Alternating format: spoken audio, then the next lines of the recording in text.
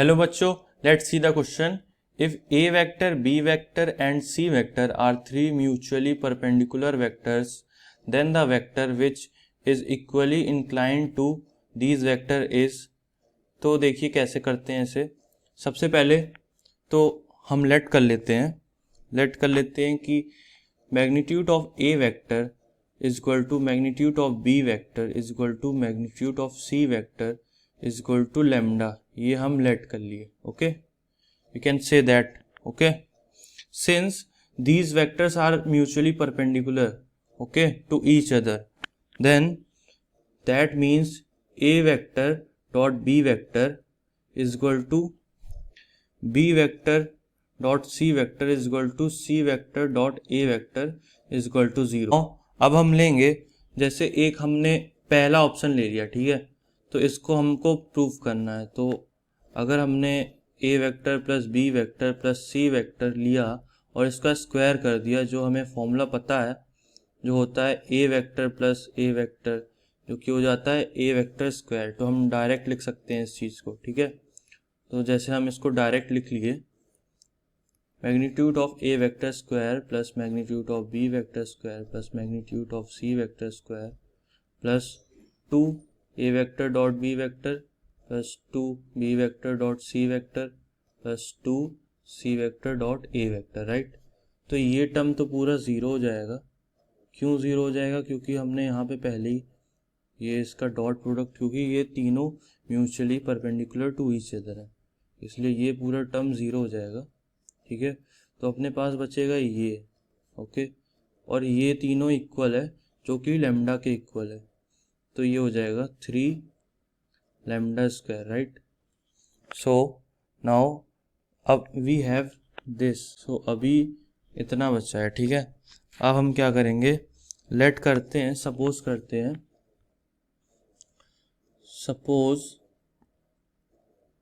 Suppose a vector plus b vector plus c vector makes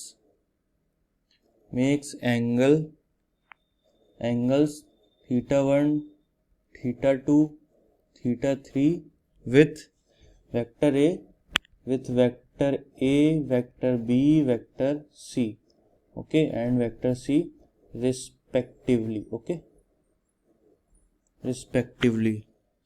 Then if we find cos theta 1, we will do like this: a vector dot a vector plus b vector plus c vector upon magnitude of a vector dot magnitude of a vector dot b vector dot a vector plus b vector plus c vector, right. Now if we multiply vector a into this term, into this bracket, okay, we get a vector square plus a vector dot b vector plus a vector dot c vector. This is equal to 0 and this is also equal to 0, right, because of mutually perpendicular. So नीचे वाला same रहेगा ऐसे ही. Okay, अभी हम क्या करेंगे, ये इससे कट जाएगा, तो अपने पास बचेगा सिर्फ A vector upon A vector plus B vector plus C vector, magnitude of A vector upon magnitude of A vector plus B vector plus C vector. Okay, now here we know that the value of a vector is equal to magnitude of a vector is equal to lambda. Okay, so we will put like this, and the value of magnitude of a vector plus b vector plus c vector is equal to √3 lambda, right. तो lambda cut जाएगा, बचेगा 1/√3. तो theta 1 is equal to हो जाएगा cos inverse 1/√3, and similarly theta 2 and theta 3 also become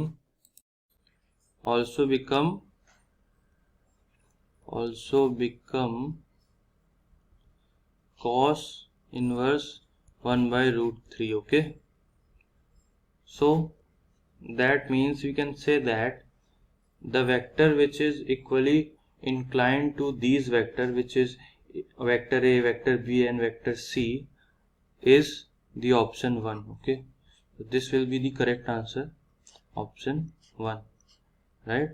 I hope you understood it well. Best of luck.